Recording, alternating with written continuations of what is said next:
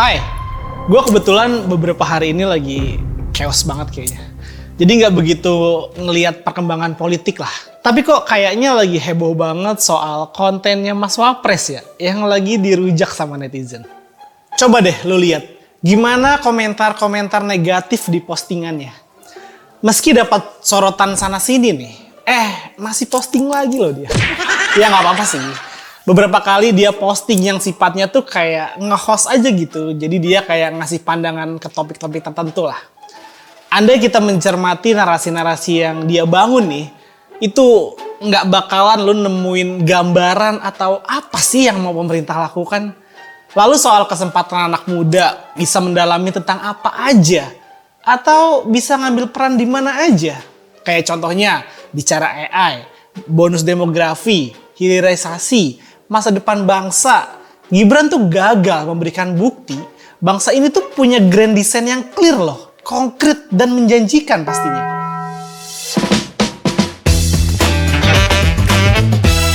Untuk yang video pertama berjudul Generasi Muda, bonus demografi dan masa depan Indonesia. Memberi contoh keberhasilan film animasi Jumbo yang jadi 5 film terlaris di Indonesia sepanjang masa.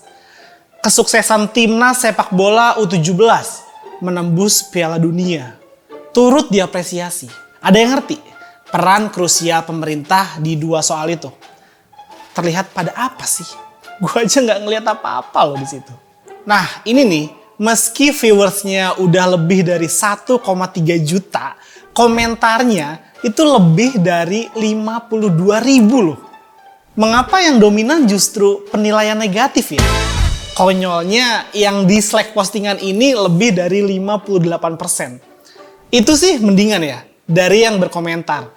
Terlihat banyak yang mengkritisi. Ya intinya banyak narasi-narasi yang dia bawakan itu dan dia sampaikan itu nggak nunjukin apa-apa lah. Sebagai orang nomor 2 di negara ini, Mas Wapres gagal menunjukkan sikapnya atas topik yang dia bedah. Bicara generasi muda, bonus demografi, serta masa depan Indonesia, dia gagal memperlihatkan di mana negara akan benar-benar berperan. Apa kesempatan yang mau diberikan bagi anak muda? Apa jenis dukungan yang mungkin bisa diperoleh di ruang mana aja? Generasi muda bisa lebih mengoptimalkan potensinya pastinya. Meski begitu, hal yang sama diulangi lagi nih pada konten kedua yang membahas soal hilirisasi dan masa depan Indonesia. Gue nggak ngerti siapa sih yang berada di balik produksi konten dia ini. Ya, sebagai sesama milenial ya, bukannya mestinya kita lebih jeli menunjukkan sisi potensi yang dapat diambil anak-anak muda untuk masa depan mereka pastinya. Video ini sampai sekarang nih, gue udah ngeliat itu lebih dari 300.000 dan dislike-nya tembus 36%.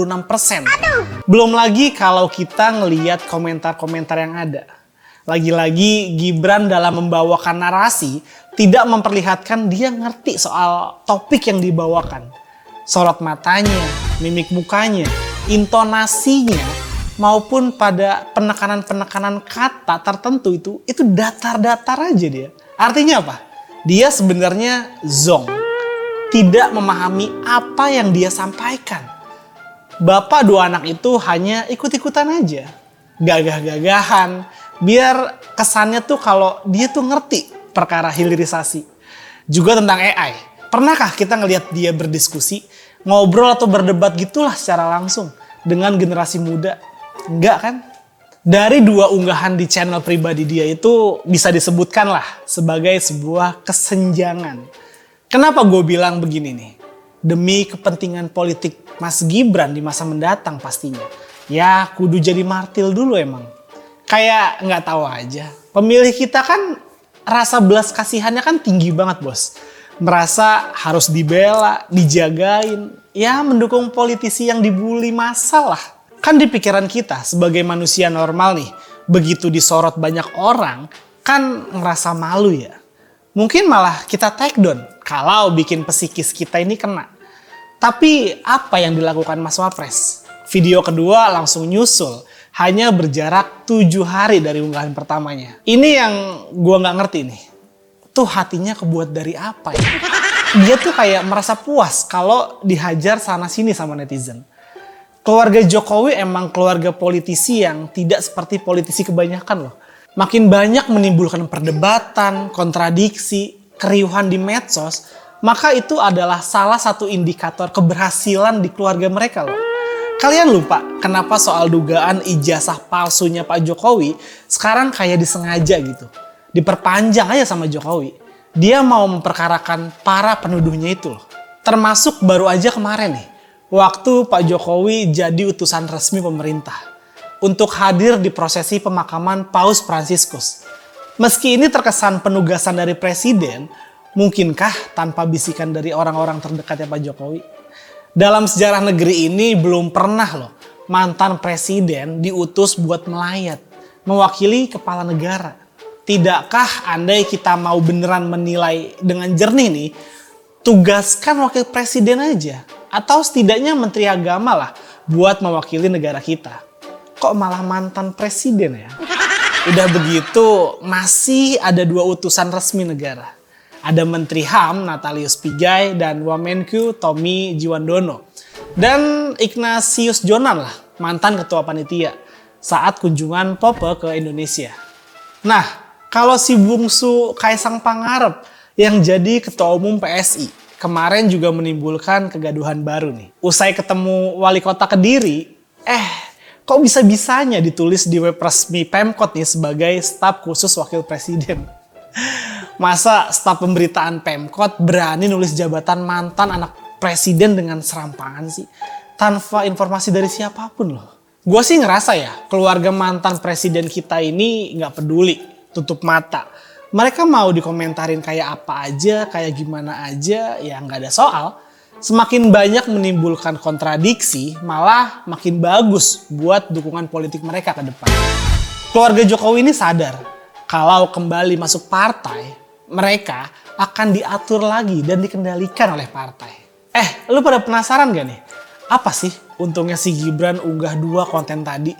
Kenapa pula udah dibully habis-habisan, malah sama sekali nggak merasa sedih atau terbebani gitu. Kan udah gue bilangin ya, hati dan jiwa mereka nggak kayak kita nih. Orang-orang biasa yang bergelimang perjuangan buat bertahan hidup. Kita tentu ingat unggahan sumpah serapah dari akun Fufafa yang oleh sebagian orang diyakini punya Mas Gibran. Isinya kayak apa sih postingannya? Ya omongan yang kasar lah, cacian yang kelewat batas, malah kayak orang gak ngerti adab aja. Ungkapan itu seolah-olah relate loh sama perjuangan bokapnya. Buat menang pilpres kemarin tentunya. Baik periode pertama maupun kedua. Bener gak sih? Nah sampai sekarang nih emang sih gak ada bukti valid beneran apa enggaknya akun itu punya Mas Gibran atau bukan. Tapi pembenaran pada serangan komentar di unggahannya di YouTube itu tujuannya jelas banget. Emang sengaja buat narik simpati publik. Di luar pendukungnya, orang yang ngebaca komentar akan berbalik jadi belas kasihan. Mesakne kata orang Jawa mah. Ada simpati dan target dan empati. Keluarga mantan presiden itu punya target di 5 tahun mendatang lah. Si Wapres ini yang sekarang akan jadi penantang utama Pak Prabowo nantinya. Jadi emang unggahan konten si Gibran ini buat main-main aja. Emang gitu kok cara berpolitiknya. Selain nyari perhatian dari kayak gitu nih, apa aja sih yang bisa dipakai? Ngegalang relawan pendukungnya, baik relawan Jokowi maupun relawan Gibran. Udah nggak signifikan. Buang-buang duit aja bos. Nggak efektif lah dan efisien. Udah duitnya gede, susah ngegadeinnya, imbasnya nggak seperti yang diharapkan lah. Opsi make PS ini, partai mawar, ya sama aja nggak bisa bikin publik mau ikutan juga. Ini nih bapak sama anak sulung memainkan 2 isu berbeda loh kalau kalian tahu. Kedua jalan yang diambil itu menggambarkan mereka lagi ngelawan para pembenci mereka. Tujuannya emang itu. Jokowi seolah-olah mempersepsikan dirinya melawan tudingan yang nggak bener. Aslinya dia juga males, ogah lah nggak minat ngurusin beginian. Dia bisa kok tunjukin ijazahnya sama orang-orang yang datang ke rumahnya. Itu nggak dia lakuin.